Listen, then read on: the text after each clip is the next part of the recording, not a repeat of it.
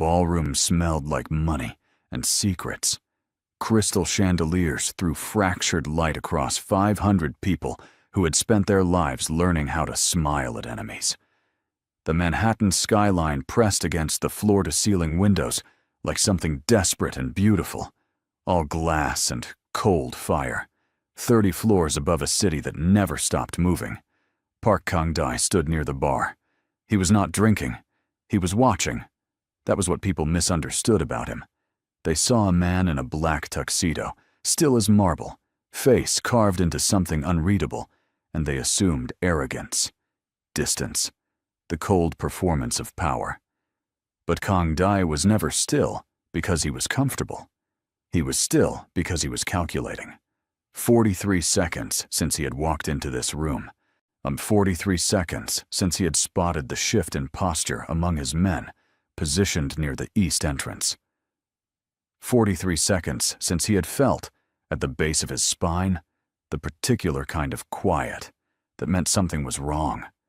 His eyes moved across the crowd the way a blade moves, clean, precise, leaving no mark on the surface but cutting through everything underneath. And then he saw her. The music had changed. Something slow now. Something almost mournful. The crowd parted, the way crowds always parted when she moved through them, not because they were told to, but because there was something about Didi Amani that made people step back without knowing why. Something that said, "This woman has already survived the thing that would break you." She was wearing red, not a loud red, not a demanding red. A red like embers, so like something that had burned a long time ago and was still warm. Her hair was swept up, a few strands escaping at her neck, and she moved through the space between people the way water moves, around, through, inevitable. Kang-dae's jaw tightened, because she wasn't moving toward him. She was moving toward the center of the room, and she was already in someone's arms. Park Suk-chin. The name landed in Kang-dae's chest like cold metal. His stepbrother, his elder by 7 years and a lifetime of grievances. The man who ran a rival network across 3 eastern cities, who had his fingers in ports and politicians and prisons, who smiled with all his teeth and meant none of it. The man Kang-dae had not spoken to in 2 years. The man Kang-dae would, under different circumstances, have already had removed from this room. Shu Suk-chin's hand rested at the small of Didi's back. Not politely, not like someone who had just met her, like someone who had touched her there before and knew exactly how much pressure to use. And Didi. She was smiling. Not the smile she wore at events like this. Not the practiced, elegant, "I am someone's wife" smile that Kang-dae had watched her deploy for 6 years at galas and boardroom dinners and charity auctions. This smile was different. This smile was soft, unguarded, the kind of smile that lived in private spaces and wasn't supposed to exist in a room full of people. Kang-dae's hand tightened around the glass in his palm. He heard it before he felt it. A thin, sharp crack. He looked down. A hairline fracture ran up the side of the crystal, and a single thread of red wine traced his fingers like an accusation. He set the glass down without looking away from her. Suk-chin leaned in and said something near her ear. His lips were close enough to graze her hair. Didi laughed, low, warm, real, the kind of laugh she had never once given Kang-dae. He was already moving before the decision formed fully in his mind. 1 step, 2, and then Suk-chin looked up, across the entire ballroom, directly at him, and smiled. Not a surprised smile. Not the smile of a man caught doing something he shouldn't. The smile of a man who had been waiting. Suk-chin raised his chin slightly, like a greeting, like a welcome, like the closing of a trap, and said, loudly enough that the people nearest them went silent. "You're late, little brother?" A pause. She's already chosen. Everything stopped. Not the music. The music kept playing, indifferent and slow. But inside Kang Dae, something ancient and tectonic shifted. He had signed the divorce papers 48 hours ago. He had signed them at 2 in the morning, sitting alone in his home office, the pen moving steadily across the line, because that was what you did when something was over. You ended it cleanly. You didn't bleed in the hallway. You didn't beg. You signed the line, and you moved forward, because that was the only direction a man like him was permitted to move. And Dee Dee had said nothing when he'd told her. She had stood in the doorway of the bedroom, her robe tied neatly at the waist, her face composed as a painting, and she had looked at him for a long moment, and then said, very quietly, "All right. Not. Please don't. Not. I love you. Just, all right." Like it was a schedule change, not like he had told her the car would be 10 minutes late. He had not been able to sleep after that.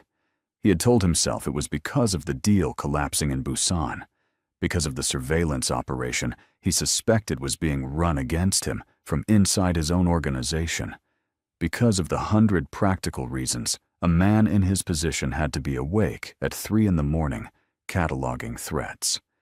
He had not let himself think it was because of her.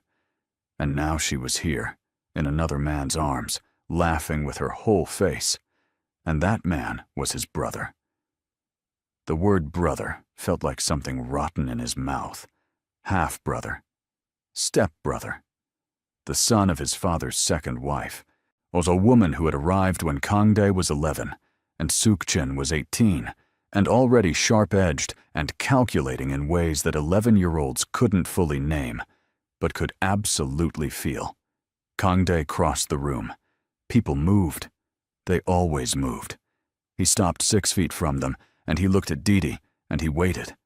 She turned to face him, and the smile, that soft, unguarded, terrible smile, faded.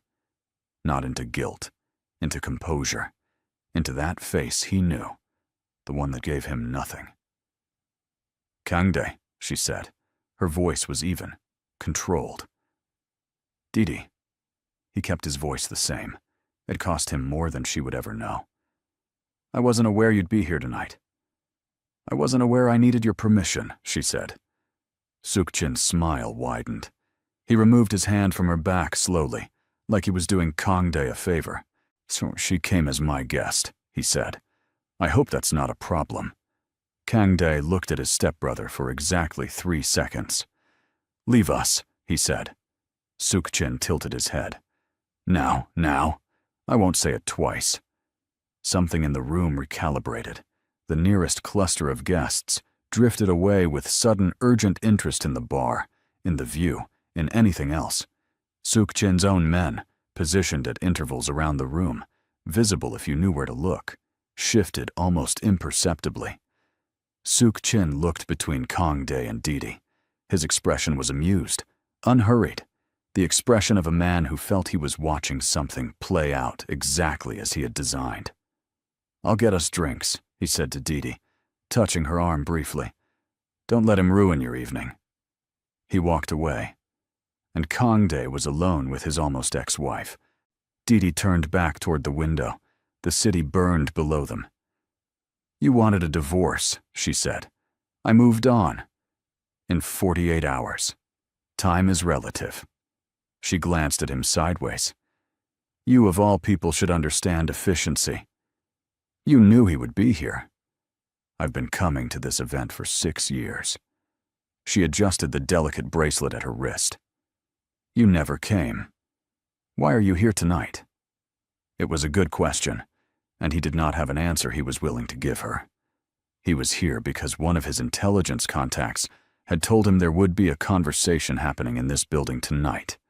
Between parties, he could not allow to form an alliance, and he needed to intercept it. He was here because of business.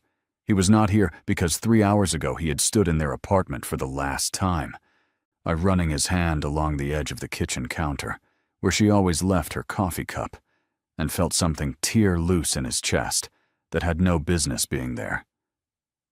"Why him?" Kang Dae said. It was not a question. It was something more uncomfortable than a question. Didi finally turned to look at him fully. Her eyes were dark and steady, and as always, impossible to read. "Why not him?" she said. He had no answer for that either. 3 weeks ago, Didi Amani had sat in a gallery in Chelsea surrounded by light. She worked there, curator at Voss Contemporary, a space that specialized in African and diasporic modern art, the kind of place that smelled like pine floors and slow attention and money that had learned to be quiet about itself. She had been unwrapping a new piece, a massive textile work by a Senegalese artist she had been pursuing for 2 years, when her phone had buzzed. Unknown number. She almost didn't answer. Didi. The voice. She had gone very still. She had known that voice for 15 years. She had heard it in her sleep for the first 3 years after he disappeared. She had built entire emotional architecture around the fact that she would never hear it again. "Kofi," she said. Her voice was flat. Not because she felt nothing, because she felt too much all at once, and her body had simply defaulted to neutral the way it always did when things became too large to contain. "I'm alive," he said. "I can hear that. I need to see you." "No." "Didi?" "You died," she said. "I mourned you. I rebuilt. Whatever you need from me, the answer is no." She had hung up. Then she had sat very still for 11 minutes, her hands in her lap, the half-unwrapped textile breathing gently around her. And she had done what she had learned to do. She had filed the feeling, labeled it, set it aside. He called again the next morning, and the morning after that. On the 4th day, she answered. "What do you want?" she said. "To warn you," Kofi said, "and to ask for your help. Those are 2 very different things." "They're the same thing," he said. "Trust me." "I did," she said. Once. A silence on the line, something that, if she were being honest, sounded like grief. "I know," he said. "I know what I cost you. I'm asking anyway." She had listened. What he told her had taken 40 minutes. She had asked no questions while he spoke. Only when he finished did she say, quietly, carefully, "One thing. How long have you known about Sukchin?" 2 years, he said. "I've been building the evidence for 2 years. And Kongdai? Kongdai doesn't know yet. But he will. And when he does, he will move first. And it will be violent. And everyone close to either of them will be caught in it." She had looked out the window of her apartment. Across the river, New Jersey glittered. "What do you need from me?" she said. This was the thing about Didi Amani that almost no one understood. She was not a woman who acted from emotion. She acted from structure. She had grown up in Lagos, in a family that had money, and then did not have money, and then had it again. And she had watched her mother navigate that instability with a particular kind of grace. Not the grace of someone who was comfortable, but the grace of someone who had learned that everything could be taken, and the only protection was to never let anything be entirely yours. She had danced, ballet first, then modern, then the experimental work that had begun to get her noticed in her early 20s, spare, precise performances that critics called emotionally controlled and almost architectural, which was the art world's way of saying beautiful, but don't let it close. She had fallen in love once. Kofi Atta, a Ghanaian architect working in Lagos, warm and laughing, the kind of man who made you feel safe enough to unpack things you'd spent years carrying. She had been 24, he had been 27. They had been together for 3 years when Sukchin entered their lives. Not directly, not visibly. Sukchin worked through intermediaries the way water works through rock, patiently, invisibly, until one day you looked up and the structure was gone. He had wanted the building Kofi's firm was contracted to design, a development in the port district of Lagos, lucrative, strategically placed, the kind of contract that would have set Kofi's firm up for a decade. When Kofi refused to release the contract, the pressure began. Funding pulled. Partners threatened. And then the accident that wasn't an accident. A scaffolding collapse that should have killed Kofi and didn't, but left him badly hurt, and left his lead engineer dead, and left the project collapsed in every sense. Kofi had disappeared 6 months later. Didi had been told he was dead. She had believed it for 12 years. She had come to New York, rebuilt, and married a man she didn't love because he could give her safety and a platform, and she had put Kofi Atta in a locked room inside herself and carried that room everywhere like weight. She had not let it show. That was the discipline of grief, learning to make it invisible. But invisible is not gone. And now Kofi was alive, and Suk Chin was here. And the plan had begun. The morning after the ballroom, 6 days after the divorce papers were signed, but before any court had officially processed them, because these things moved slowly, even when hearts moved fast. Kang Dai sat in the back room of a restaurant in Koreatown that he owned under 7 different corporate layers and tried to understand what his eyes had seen. Ji-woo, his head of intelligence, sat across from him. Ji-woo was 31 and looked 23 and thought like a machine that had been trained on every mistake humans made and had committed to never repeating them. He had worked for Kang Dae for 8 years, and Kang Dae trusted him the way he trusted steel, completely, without warmth. "Tell me about Suk Chin's activity over the past 3 months, Kang Dae said. Ji-woo opened a folder. Expanded operations in Newark and Baltimore. New port contacts. We think he's rerouting a significant volume of product through the Atlantic terminals, cutting out the intermediaries he was using before. He's been meeting with a lawyer named Park Hyun-soo, who is connected to 3 of the city council members you have relationships with. He's moving on my political infrastructure. It looks that way." Kang Dae was quiet. The dinner last week, nor the one in Tribeca. He had attended a fundraising event. One of the city council members had been there, a man named Delgado, who had been in Kang Dae's pocket for 4 years. Delgado had been unusually distant, unusual short with his words. Delgado is already turning. Possibly. Not possibly. Kang Dae leaned back in his chair. Suk Chin has been planning this for longer than 3 months. Ji-woo nodded slowly. There's something else. He slid a photograph across the table. Grainy. Taken from a distance, through what looked like a cafe window. 2 people at a corner table. Didi, and a man Kang Dae did not recognize. Dark-skinned, well-built, somewhere in his mid-30s. Leaning across the table toward her, the body language was not that of strangers. "When was this taken?" 6 days ago, Ji-woo said. "The morning of the ballroom event." Kang Dae looked at the photograph for a long time. "Who is he?" "We're working on it. He entered the country on a Ghanaian passport 2 weeks ago. The name on the passport is Emmanuel Asante, but the passport is clean in a way that makes us think it isn't real. A manufactured identity." "Yes." Kang Dae tapped the photograph once, very lightly. She met with him the morning of the event, and that evening she appeared on Suk Chin's arm. Ji-woo said nothing. He was good at knowing which silences to fill and which to leave open. "Find out who he is," Kang Dae said. "Real name, full background. I want it within 48 hours." He picked up the photograph and looked at it again. Didi was leaning forward too, slightly, her hands wrapped around a coffee cup.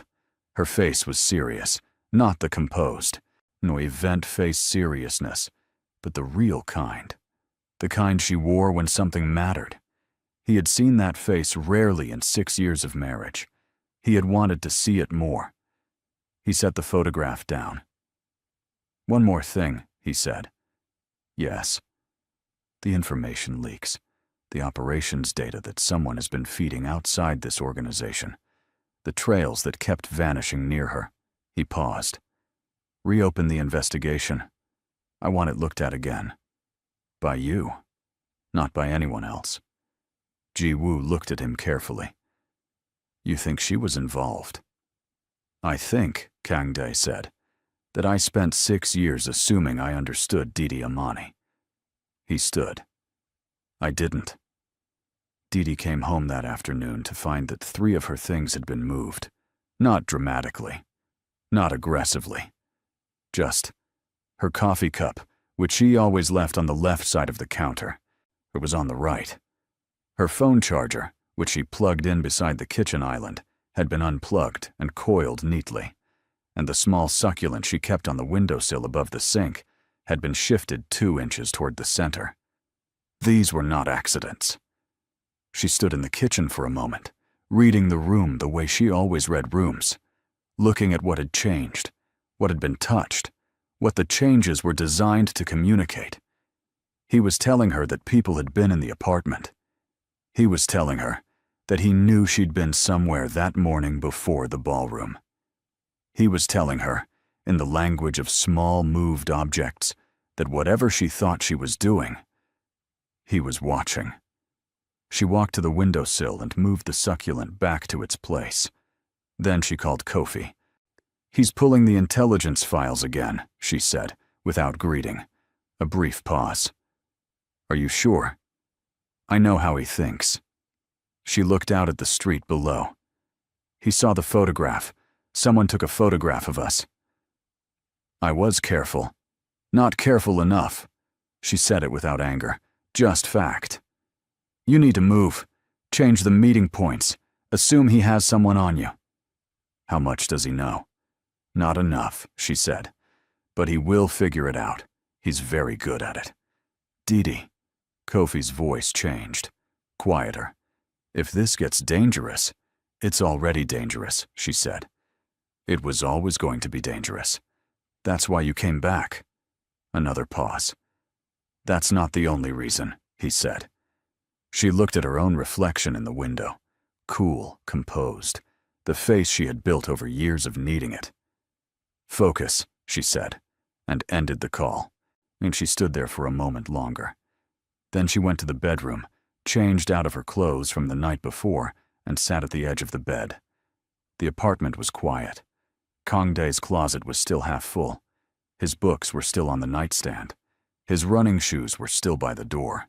6 years of a man, still present everywhere, even as the man himself was dissolving away from her.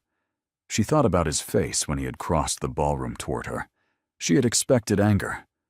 Kang-dae angry was cold. A sharpening of him, all the edges of him becoming more defined, more dangerous. She had not expected what she actually saw in his eyes in the split second before he composed himself. Something she hadn't seen in years. Something she didn't know how to file and label and set aside. She pressed her palms flat against her knees and breathed. This was the problem with plans. They were built on assumptions about who people were. And people, even powerful, cold, dangerous people, had a stubborn habit of being more complicated than your assumptions about them. She could not afford complicated right now. She had a job to do. She stood, smoothed her clothes, and went back to work. 2 days later, Suk-chin called her. She had been expecting it. You made an impression, he said. His voice was warm. Suk-chin's voice was always warm. It was one of the things that made him dangerous. He had learned long ago that coldness was legible, and warmth was not. People are still talking. Let them talk, she said. Kang-dae looked like he wanted to dismantle the entire room. Kang-dae always looks like that. Suk-chin laughed, but low and satisfied. You know, when you first came to me with this arrangement, I wasn't sure. I thought, he paused. I thought you might be running some angle I couldn't see. I am, she said. A brief silence. I appreciate the honesty, he said. Most people think they're being subtle. I don't bother with subtle when direct is faster. And what's your angle, Didi? She considered how much to give him. The balance of this arrangement required her to seem like an ally, and allies gave information. Enough information, the right information. "I want out of the marriage cleanly," she said. "I want assets protected. I want to be somewhere Kong Dai can't reach after this is over." And in exchange, "I know things about his operations that you don't." Such as the network in Busan, the identity of his contact in the city council, the location of the accounts his lawyers think don't exist. She kept her voice even. Things that would give you a significant advantage. Suk-Jin was quiet for a moment. She could hear him thinking, the quality of his silence, the particular texture of a man recalibrating. "Those are valuable things," he said. "Yes. Why not just give them to law enforcement?" "Because I'm not interested in justice," she said. "I'm interested in survival." He laughed again, genuinely this time, the laugh of a man who recognized something familiar. "All right," he said. "We'll talk more. Thursday." "Thursday," she agreed. She ended the call, and then she sent one text to a number that was not saved in her phone. "He's asking the right questions. Stay close." Somewhere across the city, in a hotel room in Midtown, Kofi Atta read the text. Aim set his phone down and looked out at the same sky. He had spent 12 years building something. A life, a cover, a network of evidence and contacts, and careful, patient work. He had spent 12 years telling himself it was about justice, about dismantling Suk-Jin's operation before it could spread further, about protecting the people it had already damaged. He had not let himself think about Didi. Not really. And then he had walked into a Chelsea gallery on a Tuesday afternoon 2 months ago, and she had been standing with her back to him, talking to a client, her voice low and precise, and achingly familiar. He had stood in the doorway for a full minute before she turned. The expression on her face when she saw him had lasted only a fraction of a second before she locked it away. But he had seen it. He had memorized it. He looked at the text on his phone. Stay close. He would. Kong Dai didn't sleep that night either.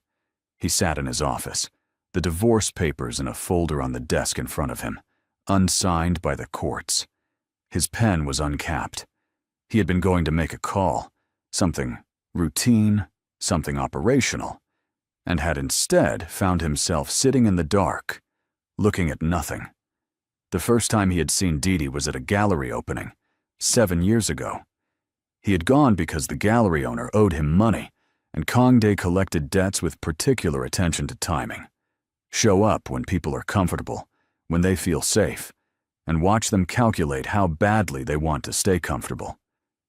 He had not been thinking about the woman in the green dress standing in front of a large, abstract canvas. And then she had turned, and said something to the person beside her, and laughed. Not the soft, private laugh he would see at the ballroom years later, but a bigger one, surprised and delighted. And something in his chest had done a thing it had never done before. He had told himself it was irrelevant. He had told himself several things over the following months. The marriage had been practical. He needed legitimacy in American social and business circles that a Korean Mafia boss could not access alone. She needed protection from a situation she had not explained, and he had not pressed her on. They were intelligent adults, making an intelligent arrangement. He had not factored in what 6 years of proximity would do. He had not factored in the small things, the way she moved through his space without apology, rearranging things to suit herself, while bringing order where he had tolerated chaos. The way she spoke to people, always precise, always seeing the thing beneath the surface. The way she sat in silence, which was not the silence of emptiness, but of deep, ongoing thought. He had not let himself examine those things too closely, because the one thing he knew about Didi Amani was that she did not love him. She had never pretended to. She had never lied to him about it. She had been, in her way, more honest with him than anyone in his life, because she had always been clear about the transaction, even as he had, privately, stupidly, begun to want more than a transaction. And so, when the marriage had slowly corroded, the distance, the silences, the arguments that went in circles, on the feeling of pressing against a wall that would not give, he had done what he always did with things that couldn't be fixed. He had decided to end it cleanly. And then she was in Suk-chin's arms, laughing, and Suk-chin said she's already chosen. Kang-dae pushed back from the desk. He walked to the window. The city moved below him, indifferent and endless. He thought about the photograph Ji-woo had shown him, the unknown man, the way Didi leaned forward at that cafe table, the series of small data points that his mind was assembling without his permission into something that was not a picture he was ready to look at. She met with someone before the ballroom. That evening she appeared with Suk-chin. She knew he would be watching. She always knew when he was watching, which meant the thought arrived, unquiet and cold and unwelcome. What if the ballroom was not a coincidence? What if none of it was? He stood at the window for a long time. Outside, the city pulsed on without caring about any of it. Not about a cold man staring into the dark. Not about a woman who kept everything locked behind her eyes. Not about the thing between them that had no clean name and no clean ending. His phone buzzed. Ji-woo, he answered. I have the name, Ji-woo said. The man in the photograph. Kang-dae waited. His real name is Kofi Atta. Ji-woo's voice was carefully neutral. He's Ghanaian, used to be based in Lagos. He disappeared approximately 12 years ago under circumstances that were never fully explained. A pause. Kang-dae. Ji-woo very rarely used his name. He and Didi Amani, they knew each other. Before she came to New York. The city moved below. Kang-dae said nothing. They were together, Ji-woo said, for 3 years. The silence that followed was absolute. And then Kang-dae said, very quietly, find out who destroyed him. Ji-woo said nothing more. He understood, from 8 years of working for this man, that some silences were instructions. Kang-dae lowered the phone without ending the call and stood at the window for another moment. Below him, a taxi stopped and released a woman in a yellow coat who walked quickly toward a building entrance and disappeared. Gone. Just like that. One moment present and real, the next absorbed by the city. He thought about a photograph. Didi, leaning forward at a table. A man she had loved. A man the world thought was dead. A man who had somehow found his way back to her. Right now, so precisely now, in the same weeks that Suk-chin was making his move on Kang-dae's operations. Coincidences were things that happened to people who weren't paying attention. Kang-dae raised the phone back to his ear. Everything, he said. I want everything on Kofi Atta, who he worked with, who had reason to want him gone, who had reason to want him back. Yes, Ji-woo said. And Ji-woo? Yes. If Suk-chin's name appears anywhere in that history, he stopped. Let the sentence breathe. Come to me directly. Don't document it. Don't send it through the usual channels. A pause that told him Ji-woo understood exactly what that meant. Understood, Ji-woo said. Kang-dae set the phone down on the desk. He looked at the divorce papers. He did not touch them. Thursday came cold and gray, the sky pressing down on the city like something that had made a decision and wasn't going to be argued with. Didi arrived at the restaurant in the West Village 12 minutes early. She always arrived early. Early was information. Early showed you the room before anyone had arranged themselves in it for your benefit. The restaurant was small, expensive, the kind of place that seated 30 people and had no sign outside because its clients didn't need signs. Suk-chin had chosen it. She noted that. A man who chose a room with only one entrance and a clear sightline to the door was a man who had been uncomfortable somewhere, once, and had learned from it. She sat facing the entrance. Suk-chin arrived at exactly the time he'd said, She noted that too. A man who arrived exactly on time was a man who wanted you to know he was in control of himself. Not casual enough to be late, not eager enough to be early.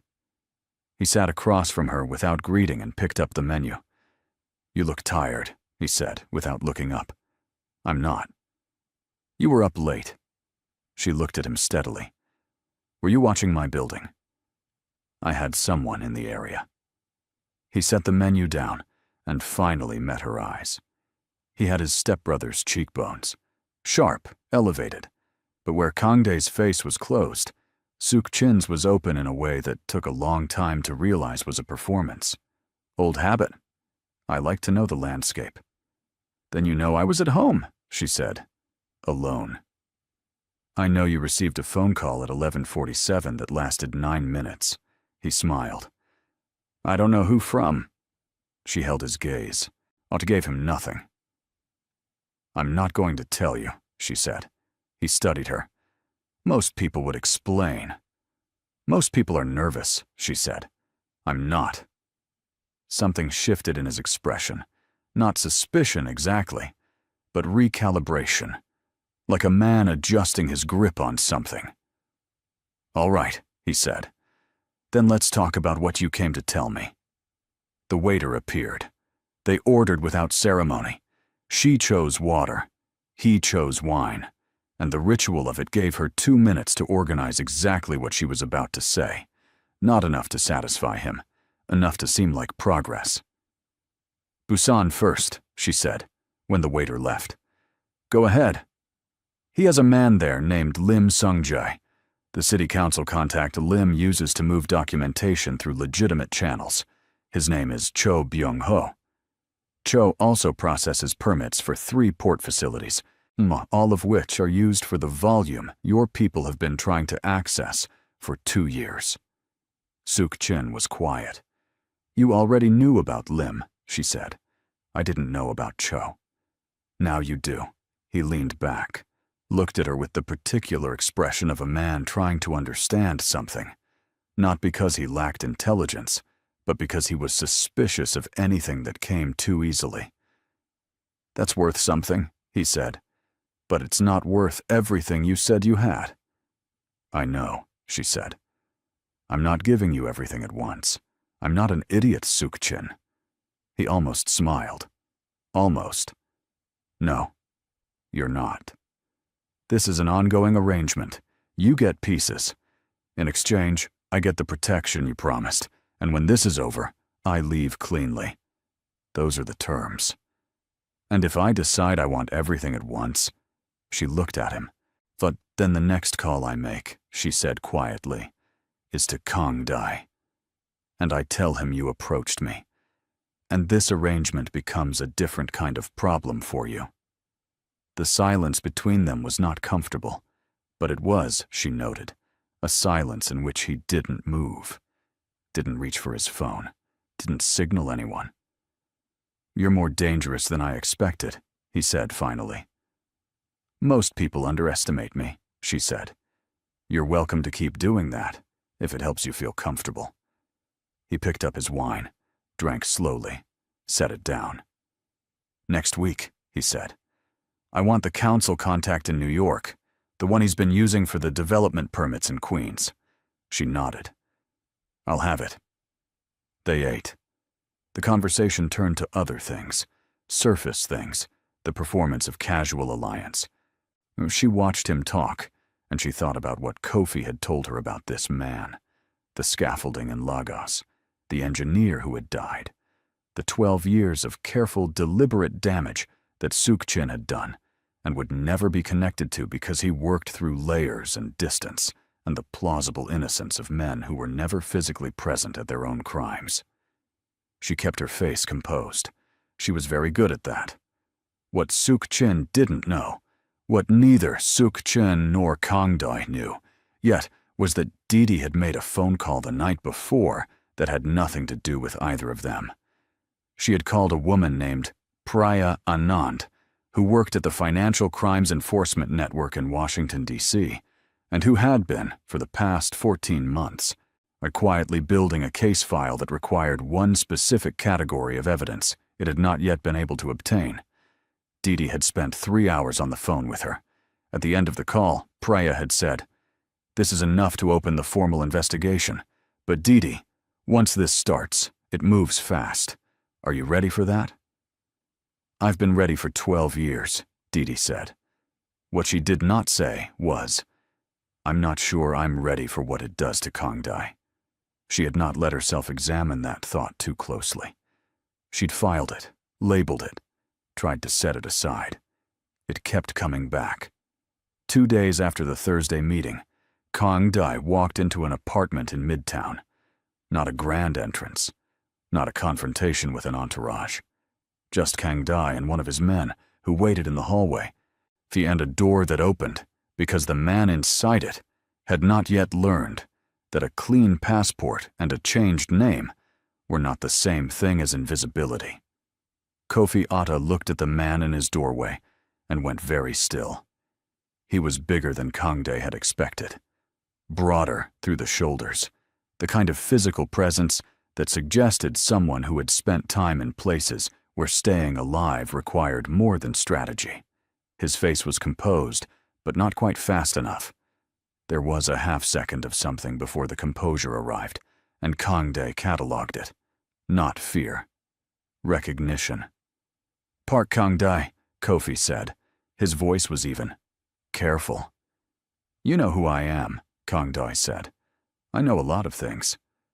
Kangdai looked around the room. Neat. A laptop on the table, closed. A folder beside it, now face down. Which meant Kofi had turned it over quickly. Quickly enough that he'd had a second's warning. A sound in the hallway. The particular quality of a silence that meant someone was on the other side of it.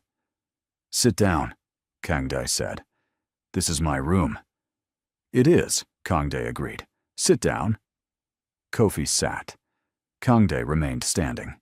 He looked at the man across from him and thought, 12 years. 12 years in the dark, building something, staying hidden. That was not the behavior of a man running from danger. That was the behavior of a man running towards something. "How long have you been working with her?" Kangdai said. Kofi said nothing. "Not long enough to have caused the ballroom," Kangdai said. "The ballroom was staged too carefully. She would have needed weeks, maybe months to set that up. But long enough that she's comfortable trusting you with operational details." He paused. 2 months? 3? Still nothing. "I'm not asking to punish you," Kangdai said. "I'm asking because I need to understand what I'm inside of." Kofi looked at him. Something moved behind his eyes. Assessment, calculation, and underneath that, something older. Something that had been sitting with itself for a long time. "You're inside something that started before you existed," Kofi said. Suk-Chin. It wasn't a question. Kofi registered that. "She told me she married you for protection," Kofi said carefully. "That was what she needed." "She married me to get close to Suk-Chin," Kangdai said. A pause. "You figured that out?" "I'm figuring it out now." He kept his voice neutral. "What I haven't figured out is why." "What did he do?" Kofi looked at him for a long time, weighing something. "He had me killed," he said. The simplicity of it landed hard.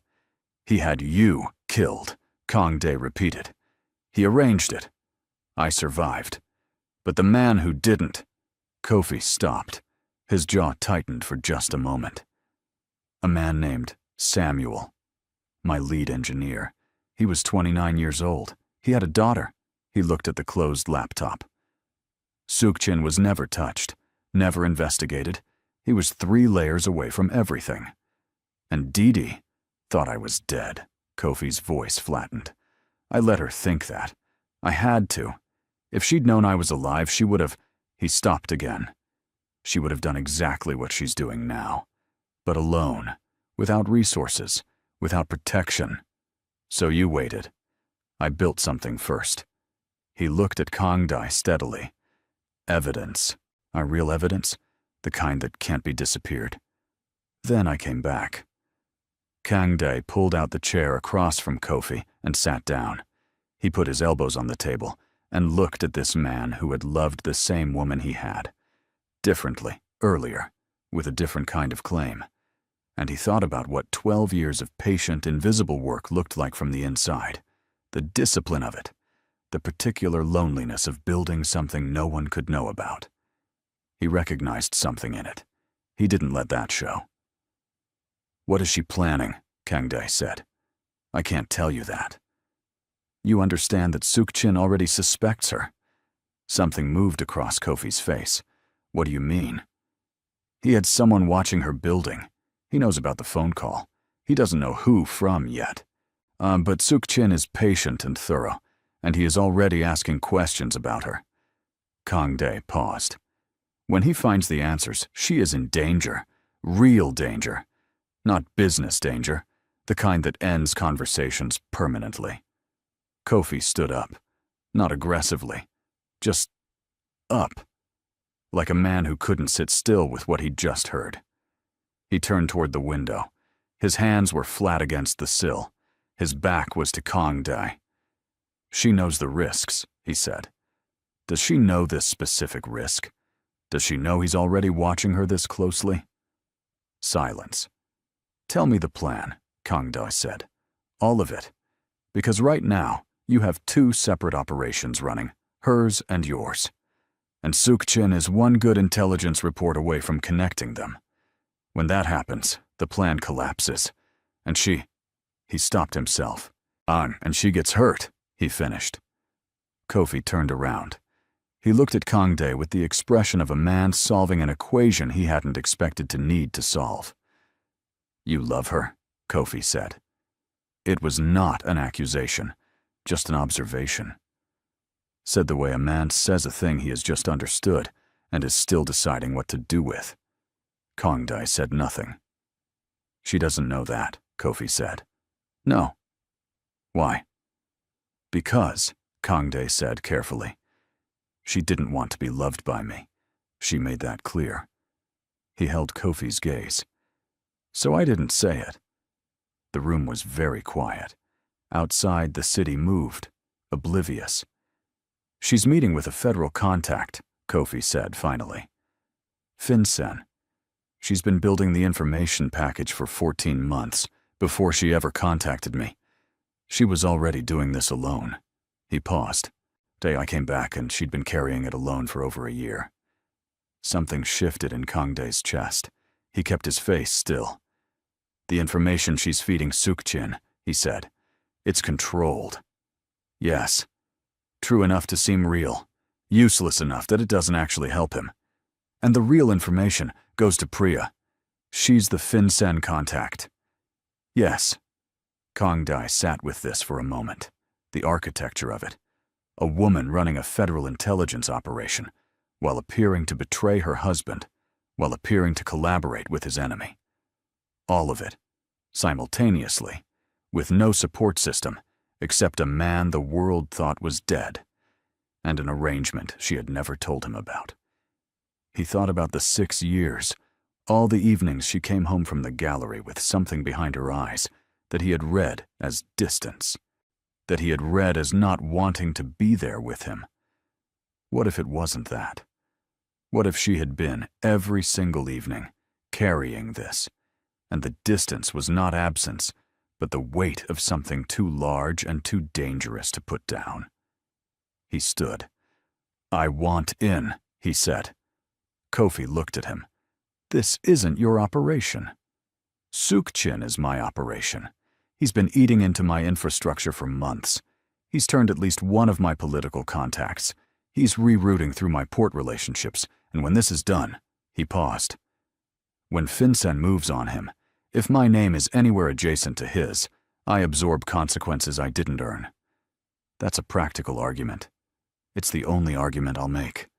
Kofi looked at him for a long moment. She won't like it." "Probably not. She'll think you're trying to control the outcome."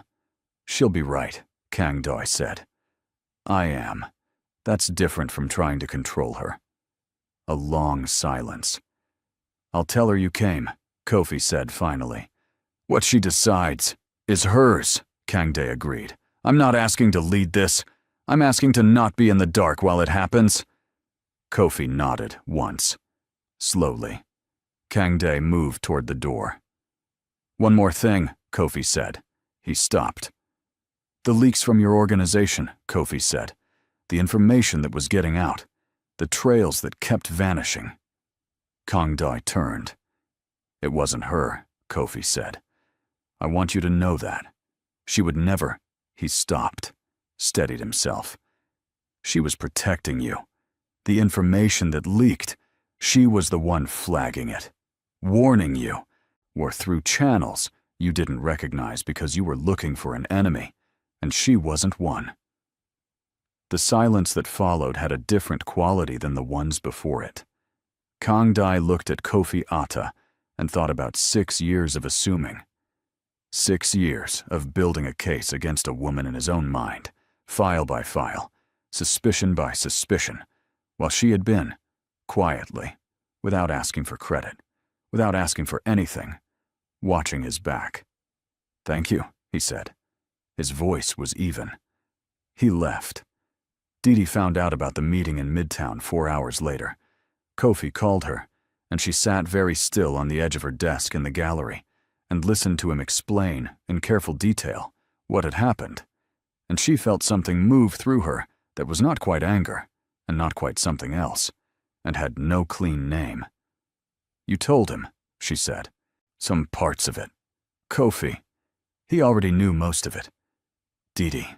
He knew about me. He knew about Suk-Chin's surveillance on your building. He would have... I know what he would have done, she said. That's not the point. Then what is? She pressed her fingertips against the desk. The cool wood.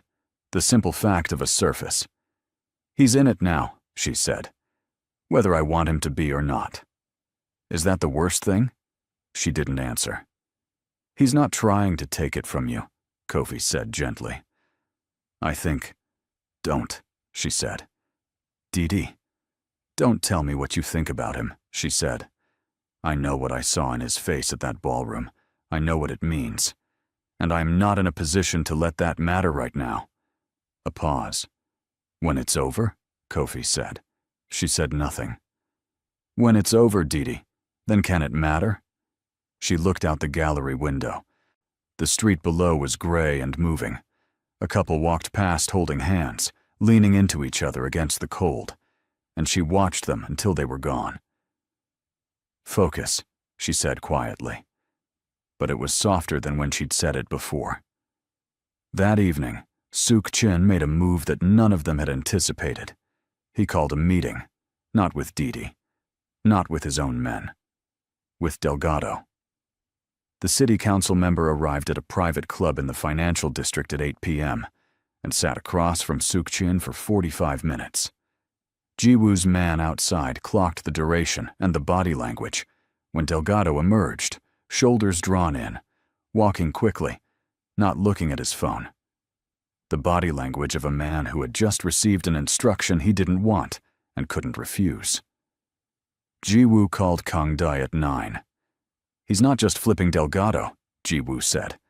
He's using Delgado to freeze the Queen's development permits, the ones your lawyer has been processing for the past 3 months.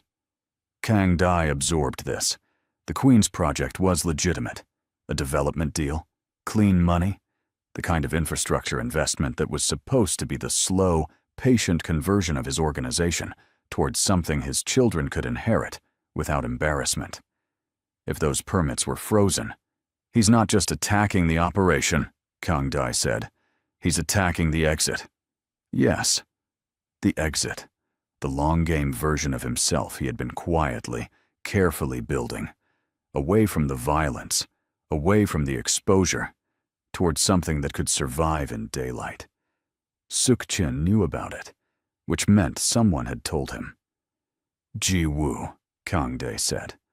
I know, Jiwoo said. I'm already pulling the internal access logs. Who knew about the Queen's project? 6 people on our side, 3 at the law firm. 9 people.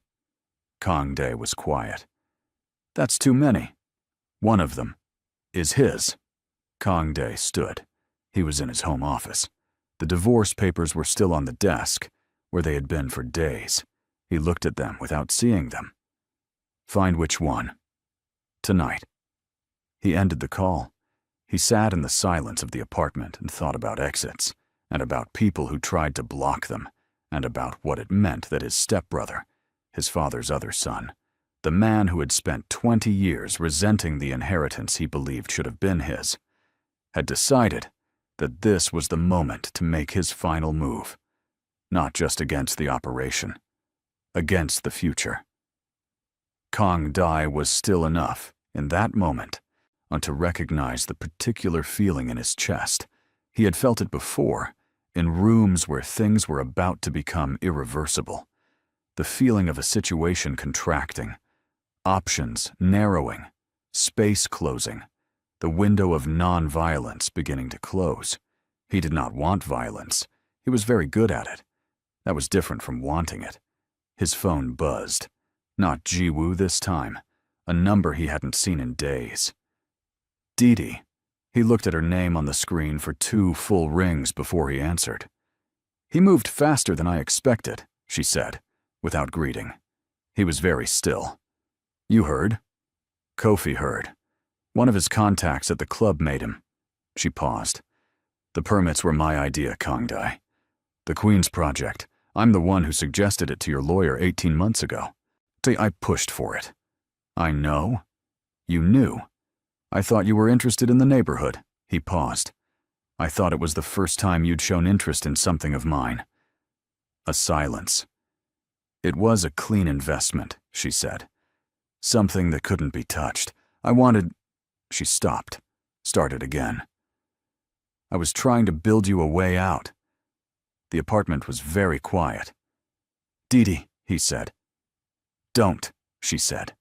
Quickly, like someone stepping back from an edge. We don't have time for whatever that is. Sukchin is accelerating because he's nervous. Something spooked him. Kang Dae thought about the Midtown apartment, his visit, the things Kofi had told him. If Sukchin had someone watching Kofi, he may know about Kofi, Kang Dae said. The silence that followed was a different kind. How? She said. Very quiet. Well, I went to see him this afternoon. If Sukchin had eyes on that building, he would have seen you. Her voice had gone flat. Not cold, flat. The way things went flat, when fear was being processed, before it could become fear. He would have put you and Kofi in the same frame and started asking what that means. Yes. Which means he's asking what I am right now. Yes. She was quiet for a moment that lasted too long. Didi, I have a meeting with him tomorrow, she said. Her voice was steady again. She had processed it, filed it, set it aside. If I cancel, he knows something changed. If you go, I can manage him. You could manage him before he suspected you, Kang Dae said. That's a different conversation than the one you're about to walk into. I know. Then don't go. If I don't go, the information pipeline stops. Supriya loses the thread. The case is not worth your life. The silence that followed was the longest one yet. She said, You sound like Kofi. Kofi is a smart man. Something almost like a laugh. A breath, nothing more. Then it was gone. I'll be careful, she said. That's not what I said. It's the only answer I have. She paused. Don't come to the meeting. Don't have anyone near that building. If he sees your people, it's over. Didi, trust me, she said. And then, softer. Barely there, like something that had slipped out before she could stop it. Please. He had never heard her say please before. He had heard her say 100 things over 6 years. He had built, in spite of himself, a private library of the way her voice moved, its rhythms, its registers, the specific texture of it when she was thinking hard, or when she was concealing something, or when she was, rarely, simply speaking without armor. He had never heard please. All right, he said. His voice was very low. All right. She ended the call. He sat in the apartment that still had her fingerprints all over it, the rearranged books, the succulent on the windowsill, the coffee cup always on the wrong side of the counter. And he thought about a woman walking into a room tomorrow where a man was already suspicious. He thought about the word, please. He didn't sleep. The next morning was bright, the kind of February brightness that lied about warmth. The light was sharp and cold, and the city threw long shadows. Suk-Chin had chosen a different location this time. Not a restaurant, or a private townhouse in the East 60s, one of those narrow brownstones that wore its wealth quietly. No nameplate, a single camera above the door that Dee clocked as she climbed the steps. She had dressed carefully. Nothing that looked careful. Dark coat, simple earrings, her hair down. The impression of someone unhurried, unconcerned. She rang the bell. The door opened immediately. Not a member of staff. Suk-Chin himself. That was the first wrong thing. He stood in the doorway and looked at her with a smile that had always been warm and was now just slightly, just enough. Something else. "Come in," he said. She came in. The house was beautiful and empty in the way of rooms that are kept for specific purposes. No personal photographs, no mess of living. A table set for two in a dining room off the entrance hall. The lighting already adjusted. 2 glasses of water poured. She sat. He sat across from her. He looked at her for a moment without speaking. Just looking. The way a man looks at something he is reassessing. "You seem well," he said. "I am. Good." He picked up his glass. "I had an interesting night." "Oh?" "Someone visited a hotel in Midtown yesterday afternoon." His voice was conversational, easy. The warmth still there, but thinner now, like a light coat in the wrong weather. A Ghanaian man, staying under a false name. I've had someone watching that building for a week. I like to know who is moving through the city when I'm planning things. Dee held his gaze, gave him the same composed attention she always gave. "The person who visited him," Suk-Chun said, setting his glass down carefully, "was my brother." The room was very still. "Now," Suk-Chun said, and his voice had gone quiet in a way that was much more dangerous than loud. "I've been sitting with that all night, trying to understand what it means, and I keep arriving at the same answer." He looked at her. "Help me arrive at a different one." Dee looked at Park Suk-Chin across the table and thought, this is the moment. Not the plan. Not Priya's case. Not 12 years of evidence. This moment, right now, in a room with one camera above the door and a man whose warmth had just become something with teeth. This was the moment where everything could collapse, or everything could turn. She set her hands flat on the table, very deliberately, so he could see them. So he could see there was nothing in them. And she said, "He came to warn me." Suk-Chin looked at her hands, flat on the table, then at her face. "To warn you," he repeated. "About you," she said. She watched the calculation move behind his eyes. She had about 30 seconds before he decided whether to believe her, and she needed to use them perfectly. "He found out about our arrangement," she said. "I don't know how. His intelligence operation is better than either of us gives him credit for." She kept her voice even, unhurried. "He came to tell me that if I was working with you, I was in danger, that you couldn't be trusted." "And what did you say?" "I told him he was 6 years too late to be giving me advice." A silence. Suk-Chin looked at her for a long time. She let him look. She did not fill the silence or soften it, or reach for anything to make it more comfortable. She just sat, hands visible, gaze steady, and let him weigh her. "You told him nothing about our arrangement," he said. "I told him nothing. And the man in the hotel, I don't know who he is," she said. If Kang Dae was visiting someone in Midtown, that's his business. Another silence. Then Suk Chin leaned back in his chair and looked at the ceiling for a moment.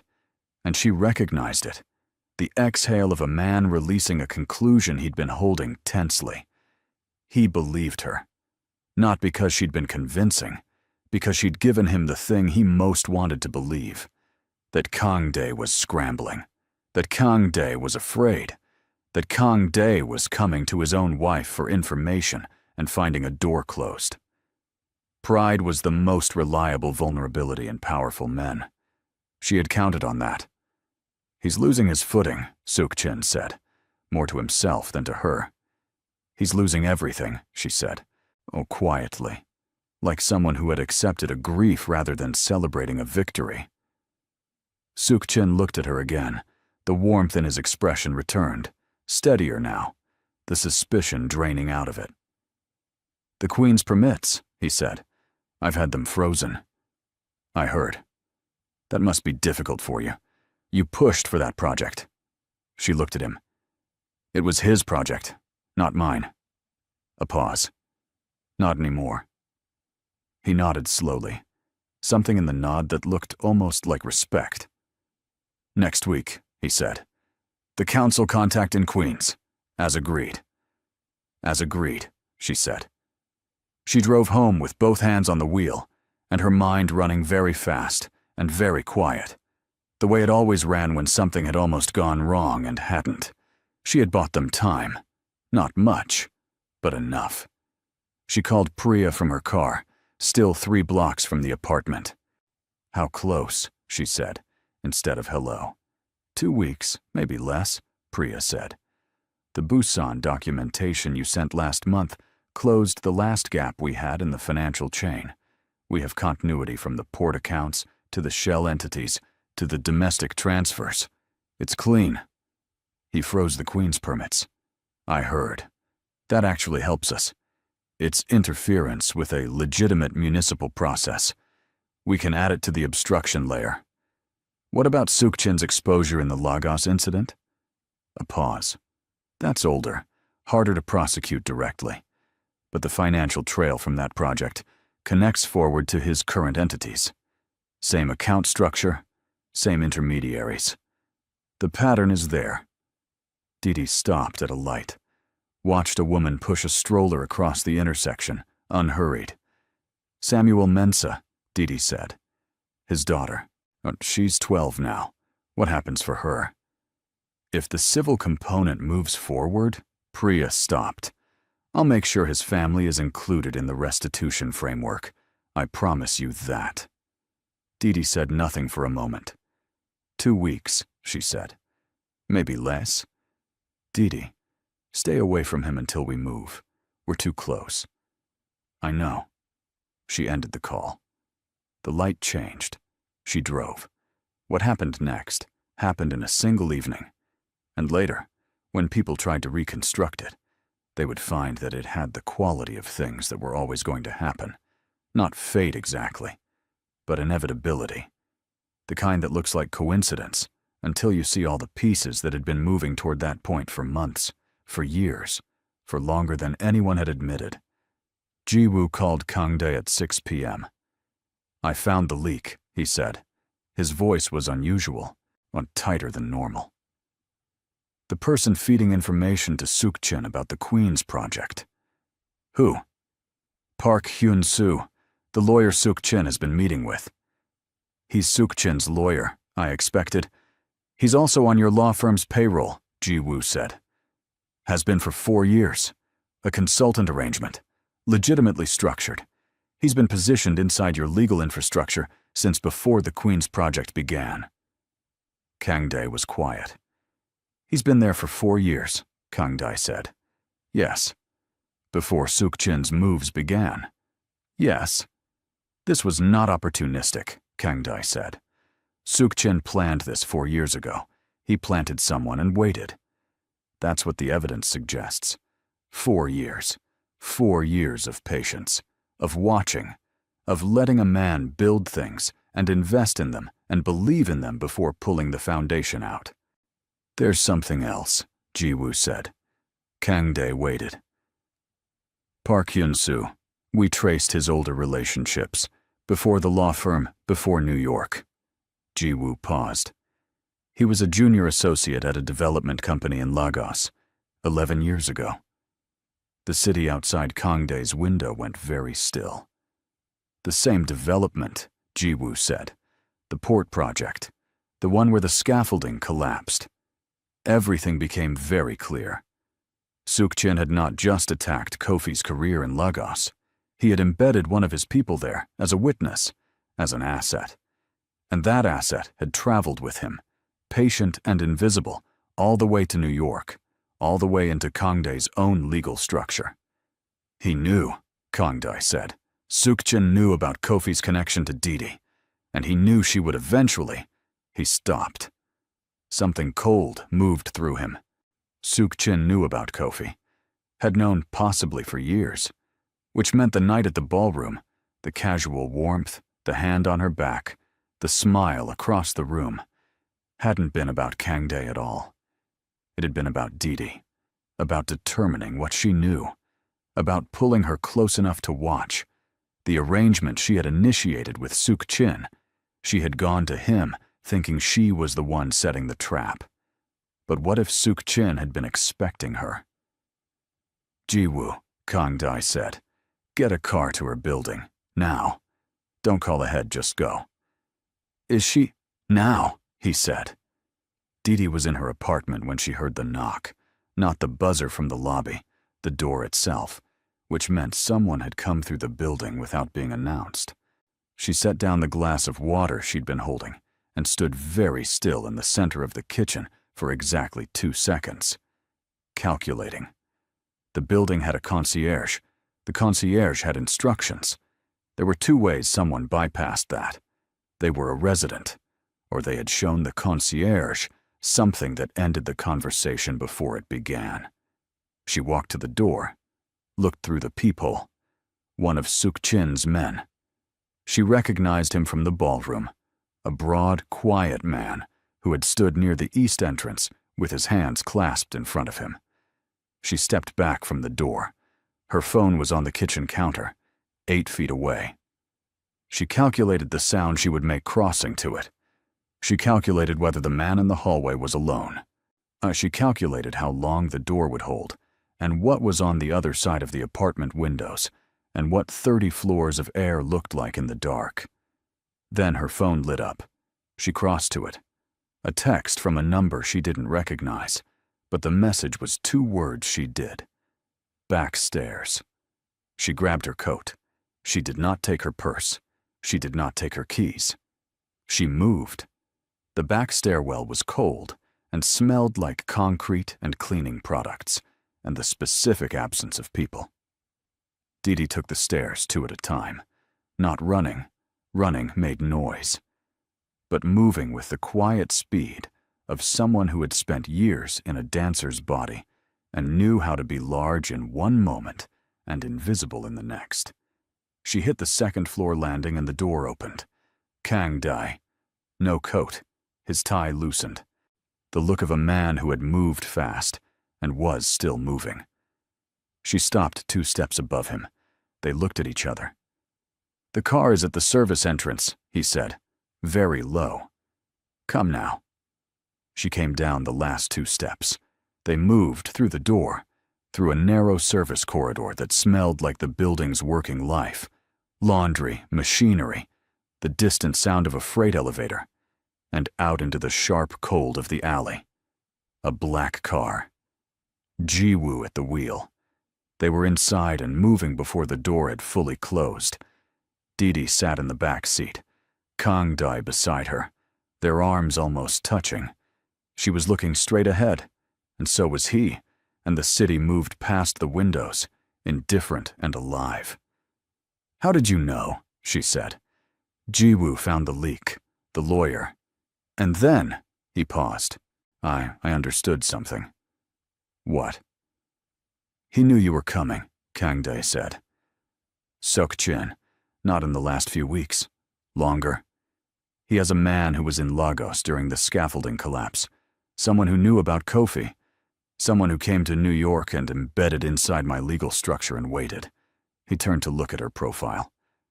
Didi, he's been expecting you. She absorbed this without moving. The ballroom, she said, was his invitation, not yours. A silence. He wanted me close, she said. Not a question. Working through it. He wanted to know how much I knew, what I had, and whether you were working with anyone. She closed her eyes for exactly 1 second. He sent someone to my apartment tonight, she said, after we had lunch, after I convinced him I'd told Kangdae nothing. She opened her eyes. He didn't believe me.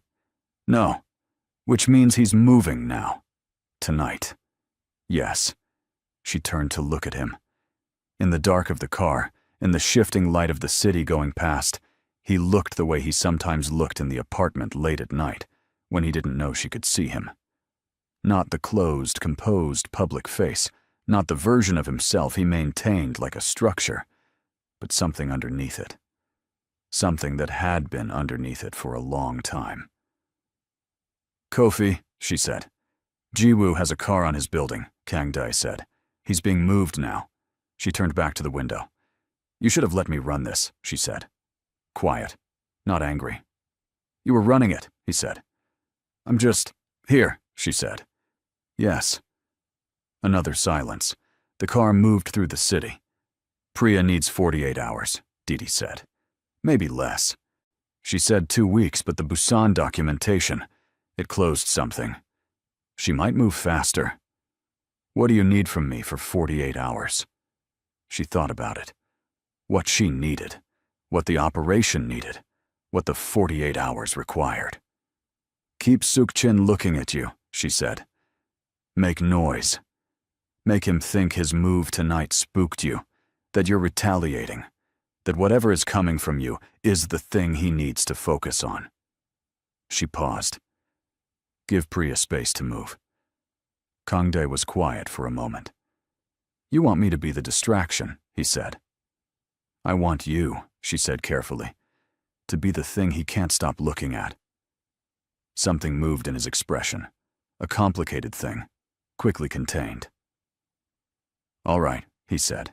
But the next 36 hours were the longest Didi could remember, since the ones immediately following the news of Kofi's disappearance. She stayed in a hotel in Midtown, under a name that wasn't hers, in a room that smelled like other people's trips, and she worked. Priya called every few hours with updates. The financial documentation was being reviewed. The obstruction layer was being added. A federal judge had been briefed. Kofi found her on the second morning.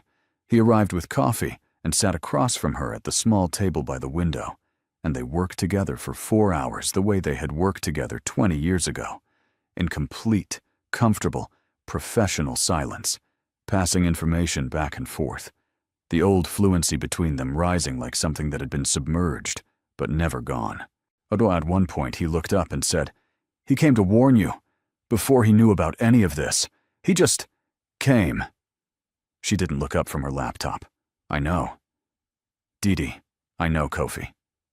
He was quiet for a moment. What are you going to do? She kept her eyes on the screen. Finish this. And after? She looked up then. He was watching her with the expression she remembered from a long time ago. Warm, steady, the expression of a man who cared enough to ask hard questions and wait for real answers. I don't know yet, she said. He nodded, accepted it, looked back down at his work. She looked at him for a moment. This man she had loved, this man she had grieved, this man who had come back from the dead for a principle and a plan, and, she understood now, for her. This man who was good and brave, and had cost her 12 years of herself, and she felt, clearly and without confusion, that she loved him. The way you love someone who was the first real thing that happened to you. The way you love the version of yourself that existed before the world taught you to be careful. And she felt, underneath that, equally clear, something else, something newer, something that had built itself without her permission in the middle of 6 years of distance and silence, and a man who moved her coffee cup back to the right side of the counter and didn't say anything about it. A man who had signed divorce papers and then stood in the apartment running his hand along the kitchen counter at 3 in the morning. A man who had come to a hotel in Midtown not to threaten or to take, but to say, "I don't want you to get hurt." She looked back at her screen. She would figure out the after. Later. On first the end of this. Kang Dai made noise. He did it precisely and strategically, and without a single action that was illegal, which was, in its way, the most sophisticated kind of noise there was.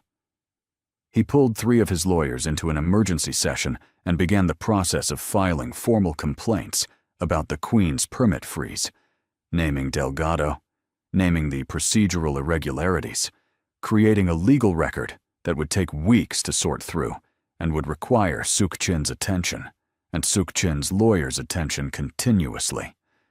He called in 2 relationships he had not used in years, men who owed him things that couldn't be repaid in money, and through them applied pressure on 2 of the port contacts Suk-chin had been cultivating in Newark.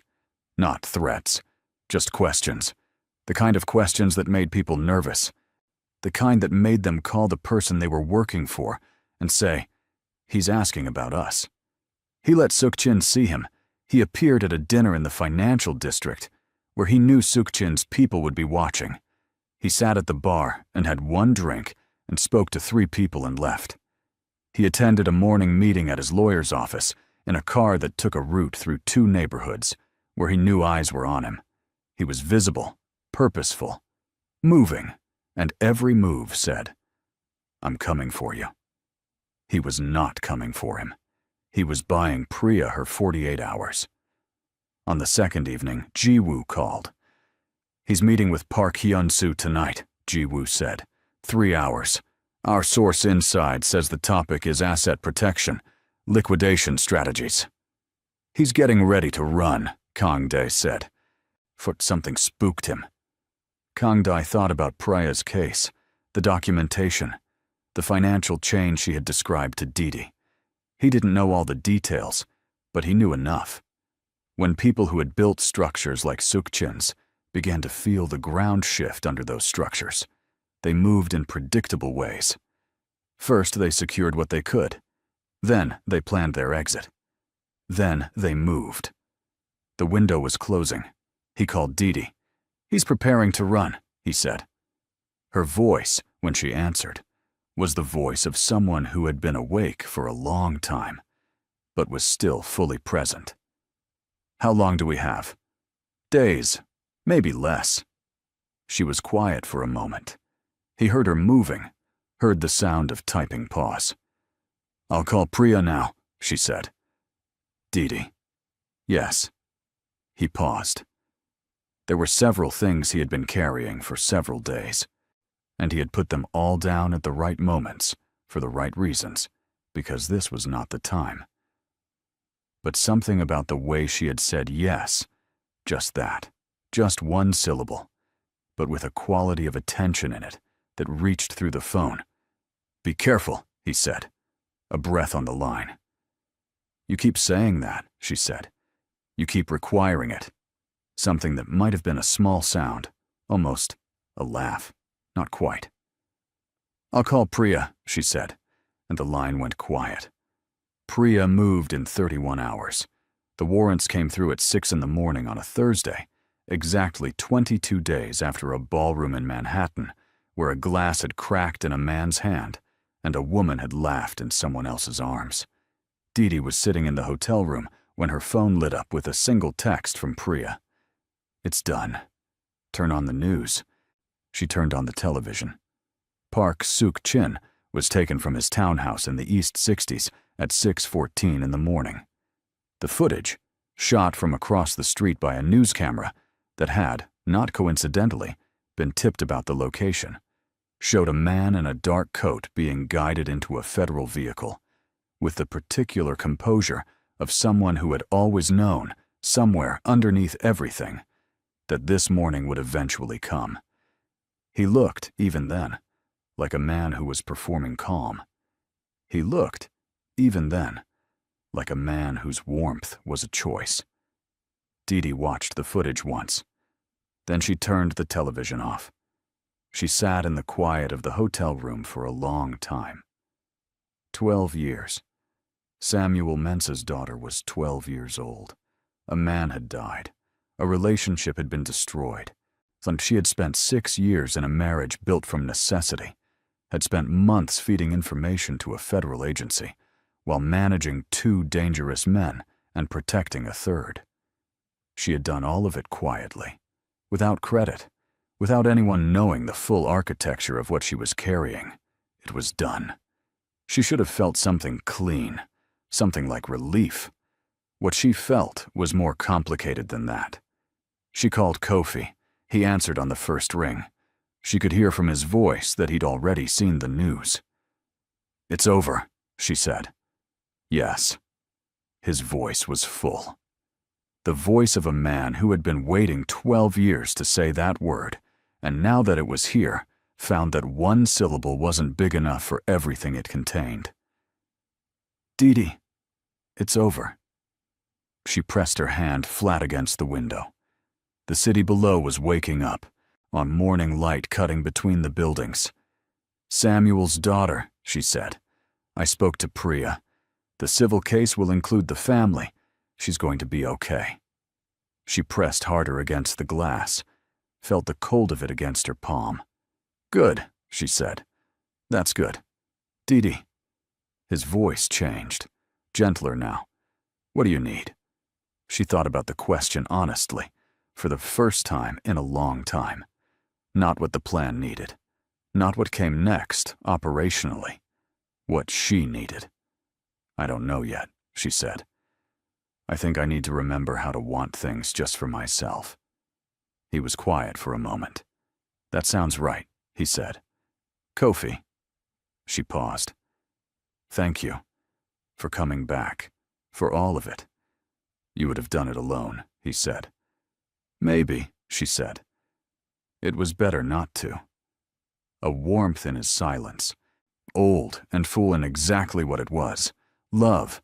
The durable kind that had survived everything and become, in surviving, something different from what it started as. Not diminished. Transformed. "Take care of yourself," he said. "You too," she said. She ended the call. She sat. And then she did something she almost never did. She let herself cry. Not dramatically. Not with any performance of it. Just quietly, in a hotel room in Midtown, with the city waking up outside. She let the 12 years of it move through her. The grief of Kofi's disappearance. The loneliness of the marriage. The weight of carrying the plan. The fear of the last few days.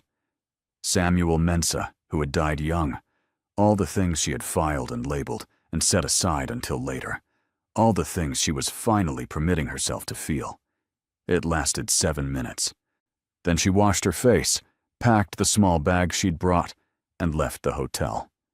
She did not plan to go to him. She was going to get in a car and go back to the apartment, and she was going to open the windows and let the cold air in and sit with the silence of a space that was about to stop being theirs and become only hers. That was the plan. The car took the route it took. The city moved past. And when the driver asked for the address, she gave him one that wasn't the apartment. She didn't examine it. She had spent enough years examining her own decisions before she was willing to make them. Kang Dae opened the door before she knocked. He had seen the news. He had been awake since 5, sitting in the home office, the divorce papers still on the desk. He had watched the footage of his stepbrother in the dark coat, or guided into the federal vehicle, and he had felt something release in his chest that wasn't satisfaction and wasn't grief, but was somewhere between them. The particular feeling of something finally becoming what it was always going to be. He had been sitting with the divorce papers when his phone showed him her car's location through the security app they'd shared for 6 years and never discussed. She was 2 blocks away. He opened the door. She stood in the hallway. She was wearing the same coat from 2 nights ago. No bag. Her hair down, a little undone from 2 days in a hotel. Her eyes, which were always the last thing to change even when everything else did, had something different in them. Not softness, exactly. Something that was what softness looks like in a person who has carried hard things long enough to know that soft is not the same as weak. He stepped back from the door. She came in. She stood in the apartment. Her apartment. His apartment. The apartment that had 6 years of both of them embedded in its walls. And she looked at the kitchen counter, and the succulent on the windowsill, and the divorce papers on the desk through the open office door. He waited. He was good at waiting. "I owe you an explanation," she said. "You don't," he said. "I know the shape of it now. Not all of it. Tell me what you want to tell me." She turned to face him. "I didn't marry you for protection," she said. "Not primarily. I married you because you were connected to him. Because being your wife put me inside his world, and I needed to be inside his world." She held his gaze. "That was the original reason. And after." Not a question. He said it like a man who knew something and was waiting to hear it confirmed. "After," she said, and something moved across her face. Not the composed, locked version of her, but the thing underneath it, the thing that had been living behind all of it for years. After, it became more complicated. "How complicated?" he said. She looked at him for a long time. "I spent 6 years trying not to need you," she said. "I was quite good at it." "Yes," he said. "You were." "I didn't want to need you," she said. "I had already." She paused. "Needing someone had already cost me everything once. I was not going to do that again." He stood very still. "So I kept you at a distance," she said. "And I told myself it was for the plan, that I couldn't afford the distraction, that it was simpler this way." She paused again. "Some of that was even true. Some. She looked at the succulent on the windowsill. "The Queen's project wasn't strategic. I pushed for it because I wanted—" She stopped, started again. "I wanted there to be something of yours that would last. Something that couldn't be taken. I wanted that for you." The room was very quiet. "I know," he said. His voice was low. "I know that now." She looked back at him. "The leaks," she said. "I was the one flagging them, not feeding them." "Jiwoo told me. I was watching your back," she said. "All 6 years. Not because the plan required it. Because—" She stopped. "Because," he said. "Because you were mine," she said, very quietly. "Even when I wouldn't let you be." Something moved across his face that he did not try to contain. He crossed the room. He stopped in front of her, close enough that she had to look up slightly to meet his eyes. And he looked at her. Really looked at her. The way he had wanted to look at her for 6 years, without the armor of distance between them. "I was going to let you go," he said. "I signed the papers, because I thought that was what you wanted. I thought the most honest thing I could do was give you the out you'd always needed." "It was honest," she said. "I didn't want to," he said. "I want you to know that. Not as a claim, just as a fact. I didn't want to." "I know," she said. "Do you?" "I think," she said slowly. "I have known for a long time. I just wasn't ready to know it." He raised his hand and touched her face, just his thumb, at her jaw, the lightest thing, and she let him. She leaned into it barely, the smallest possible lean, and he felt it like a current. "I'm not asking you to stay," he said. "I meant that when I said it the night of the ballroom in my head, going over what I should have said." He paused. "I'm giving you the choice you never had. Clean. No obligation. No debt. No plan." She looked at him. "What do you want?" she said. That, he said, is the first time you've asked me that. She held his gaze. I'm asking now. He let the truth of it be simple, for once. Let it be uncomplicated by strategy, or pride, or the particular loneliness of loving someone who wouldn't let you. You, he said. Just you, on whatever version of that you're willing to give. She was quiet for a long moment. The city existed outside. The morning went on without them. Somewhere across town, federal agents were processing a case that had taken 12 years to build. Somewhere across town, a man named Kofi Atta was probably sitting at a window, looking out, beginning the long process of learning how to be visible again. Somewhere, a 12-year-old girl was going to wake up one day and understand that the world had not entirely failed to account for her father. And here, in an apartment that smelled like both of them, Didi Amani stood in front of a man she had spent 6 years holding at arm's length and felt, for the first time in longer than she could name, that she did not need to hold anything away from her, that she could, if she chose, simply be in the room. I need time, she said. You have it. I need to figure out what I look like when I'm not carrying something. I'll wait, he said. Simply. Like it wasn't a sacrifice, like it was just the obvious true thing. She looked at him for a long moment. Then she took a breath, and she did something she had done fewer times in 6 years than she could count on one hand. She let her face be exactly what it was. No composure, no filing, no labeling, no setting aside. Just her face, and what was in it, visible and undefended. And he saw it. All of it. And he didn't move toward it or try to hold it, or name it or claim it. He just saw her. She thought, this is what I didn't let myself have. She reached up and put her hand over his, the one still at her jaw. She held it there. They stood like that in the morning light, or in the complicated wreckage and possibility of a life that was finally, after everything, becoming honest. The divorce papers were on the desk. Neither of them looked at them. Some love stories begin with a spark.